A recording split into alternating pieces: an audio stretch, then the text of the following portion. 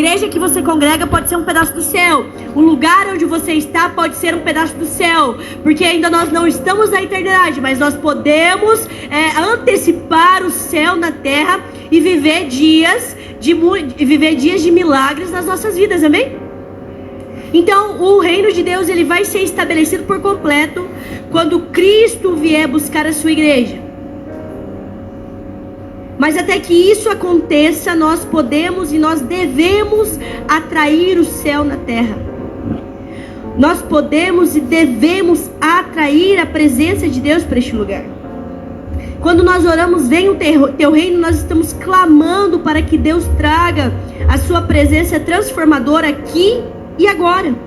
O reino de Deus, ele representa a sua autoridade e o seu poder sendo manifestado na terra da mesma maneira que ela é manifestado no céu. Em Lucas 17, 21,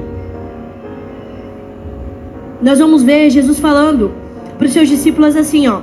Alguns vão perguntar, onde está o reino de Deus? Está aqui, está lá. O reino não é um espaço físico, o reino é um tempo estabelecido, ele é espiritual. E aí Jesus vai dizer assim, ó. Tampouco se dirá, aqui está ele ou lá está ele, porque o reino de Deus está entre vocês. Em outras versões vai dizer, o reino de Deus está dentro de você. Diga assim comigo, eu carrego o reino de Deus. Enquanto nós esperamos pela plenitude deste reino, enquanto nós esperamos para que esse reino seja estabelecido por completo, nós somos chamados a viver como cidadãos desse reino. Nós somos chamados a viver como se esse reino já fosse estabelecido por completo. Então isso significa que as nossas vidas devem refletir os valores do reino agora e em tudo o que nós fazemos. Na fé cristã, nós nos tornamos aquilo que nós cremos, amém? Nós somos produto daquilo que nós cremos. E o evangelho há 10 anos atrás, quando se falava crente, o peso do crente há 10 anos atrás, vou colocar um pouquinho mais. Há 15 anos atrás era um peso diferente de hoje. Quando você falava que você era crente, existia um peso nessa palavra. Quando você ia fazer um negócio com alguém e você falasse assim, eu sou pastor, essa pessoa não precisava nem você ir lá no cartório registrar firma e assinar um contrato, porque o peso da sua palavra valia muito. Eu lembro que eu era na adolescente, a gente fazia movimentos na igreja para convidar adolescentes e convidar jovens. E eu lembro que a gente fazia reuniões para saber qual era o tipo de estratégias evangelísticas que a gente ia usar para convidar jovens e para convidar adolescentes. E o maior problema disso era a palavra crente.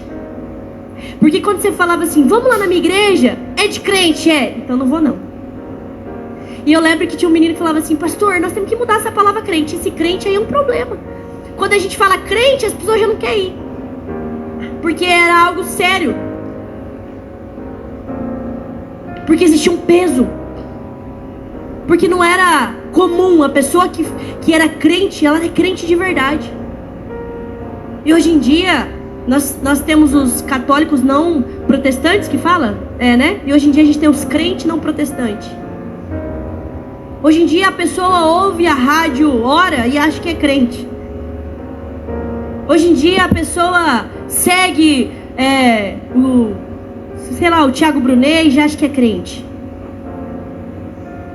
Hoje em dia qualquer pessoa que tem um contato mínimo já acha que é crente. Tudo bem, é o início de uma caminhada. Mas nós somos o produto daquilo que nós cremos. E se nós cremos na fé cristã, e se nós pertencemos ao reino de Deus, a nossa vida não pode andar comum como a vida de qualquer outra pessoa. Se nós estamos vivendo da mesma maneira que qualquer outra pessoa está vivendo, algo não está certo. E a palavra fala que o Senhor, no devido tempo, vai vir e vai separar o joio do trigo. Vocês conhecem o joio e o trigo? É uma semente muito, muito próxima, muito, muito parecido. Ela precisa ser esfarelada para poder ver a diferença do joio e do trigo. Ou seja, parece que é, mas não é. Não tem como nós termos uma amizade com o mundo se nós queremos que o reino de Deus seja estabelecido através das nossas vidas. Não tem como nós termos um caso com o mundo se o reino de Deus está dentro de nós. ou nós pertencemos ao reino, ou nós somos embaixadores do reino, ou nós andamos segundo a cultura deste mundo. E está cada vez mais fácil de nós vermos quem serve e quem não serve. Está cada vez mais fácil a gente ver quem faz parte do reino e quem não faz. Porque as nossas atitudes gritam quem nós somos por dentro. Ninguém consegue esconder muito tempo quem de fato nós somos.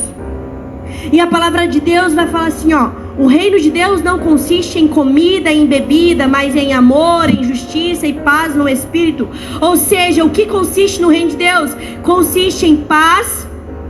A pessoa que carrega o reino dentro de si é uma pessoa pacificadora. Você sabe que tem cristãos que levantam no meio aí, que joga lenha na fogueira, vamos dizer assim? Tem pessoas que se intitulam cristã, mas quando tem algo acontecendo, em vez dela trazer uma paz sobre aquela situação, ela joga lenha na fogueira. Tem pessoas que trabalham, às vezes está aqui na igreja, mas é estagiário do inferno. Trabalham para espalhar mentiras, trabalham para espalhar ira, trabalham para espalhar rancor, trabalham para ferir irmãos. Tem pessoas no nosso meio que agem dessa maneira, então é muito fácil de você saber se essa pessoa carrega ou não carrega o reino de Deus dentro de si. O reino de Deus consiste em justiça. O reino de Deus consiste em nós estabelecermos aquilo que Ele quer e não aquilo que eu quero. Se alguém me fere, se alguém fala mal de mim, se alguém se levanta contra mim, muitas vezes, qual que é o meu desejo carnal? O meu desejo carnal é virar a cara, o meu desejo carnal é ir resolver a parada, o meu desejo carnal é querer, aí meu filho, que negócio é esse? Não é esse nosso desejo carnal? Sim, esse é o nosso desejo carnal. Mas se o reino de Deus habita dentro de mim, como que eu ajo? Eu ajo de maneira misericordiosa. Como Cristo perdoou, como eu fui perdoado, eu também vou perdoar.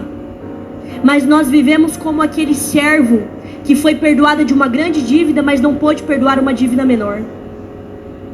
Nós somos perdoados, nós somos amados, nós somos resgatados.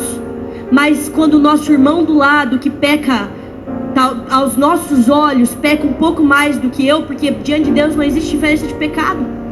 Nos nossos olhos sim, mas diante de Deus não. Quando eu vejo o meu irmão aqui do lado que pecou, que fez algo mais sério, não, a minha misericórdia com ele é diferente da misericórdia que Deus derramou sobre as nossas vidas. Será que nós somos uma igreja preparada para receber todo tipo de gente neste lugar? Será que nós somos uma igreja preparada para se alegrar verdadeiramente quando o pecador se arrepende e volta para os caminhos do Senhor? Ou será que nós somos aquela igreja que olha e fala, né? Foi lá para fora do mundo, fez tudo que quis, pecou, se prostituiu e agora volta como se nada tivesse acontecido? Será que de fato nós estamos preparados para manifestar o reino de Deus? Ou será que de fato nós estamos manifestando o reino de Deus? Ou nós estamos sendo enganados por nós mesmos?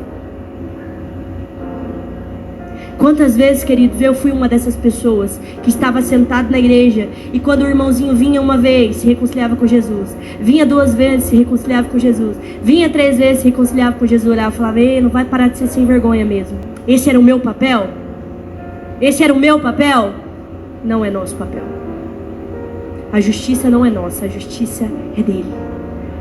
O único justo juiz é ele. A palavra fala, todos pecaram e foram destituídos da glória de Deus. Todos nós pecamos.